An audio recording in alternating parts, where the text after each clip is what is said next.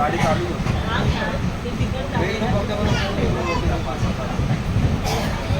या चौथ्याला बघून धावतो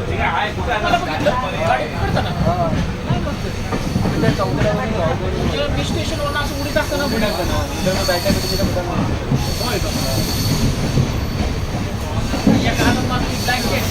ब्लँकेटचं आता गाडी जो असतं ना कंटिन्यू दोन बॅटरी